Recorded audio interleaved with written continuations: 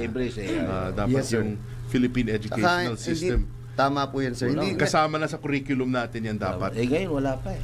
wala po talaga. Wala nga sa UP po, meron tinatawag na Masters in Artificial Intelligence. Masters in Artificial Yan. Intelligence. At karamihan ng mga estudyante dyan, ako yung nagiging subject matter.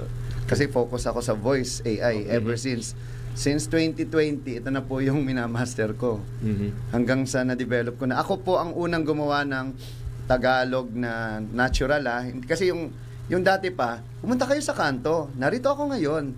Saan tono ko? Ganyan. Parang ganyan magsalita. Kahit anong sabihin ko. Ngayon, sir, especially ngayon lumabas na I'm also the head of 11 labs in the Philippines. So lahat ng Tagalog ako gumagawa. So I have 30 voices. May reporter, merong narrator, may drama. So lahat na input ko siya.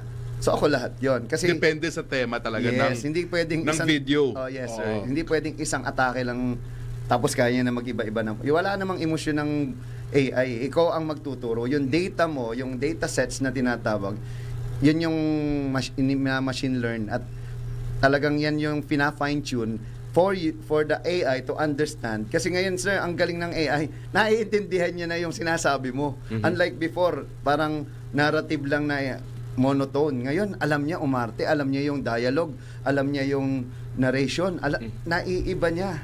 And that's really scary sa mga taong hindi naiintindihan. Nagiging tao siya because someone behind it, tao. Kasi lahat naman po yan, input, output lang yan eh. Kung ano yung pinasok mo, yun ang makukuha mo. Kung garbage in, garbage out. Gold in, gold out. Yeah. Wait, di ba yung Filipino voice, napaka-unique siya, di ba? Why is it important to promote it and develop AI voice model? Actually, maganda pong That's tanong unique yan. Kasi to the Filipino. Sa panahon ng pagbabago, maraming dalawa yan eh. Two-faced yan eh. Two-edged sword yan. May pros and cons. Ganon din nung lumabas ang TV. Okay. May pros and cons. Sabi, mamamatay ang radyo. Ba't hanggang ngayon may radyo? Ba't nandito tayo ngayon? Di ba? Mamamatay daw ang TV nung nagkaroon ng YouTube. Ba't hanggang ngayon may TV pa rin? Madi-develop lang, mag-expand lang siya. Yeah. So yung Filipino language is kumbaga progressive language to. Hindi naman to katulad nung panahon ni Rizal na iba ang pagkasulat, iba pagkabigkas. Okay. Ang problema yung mga language na hindi nagagamit at namamatay.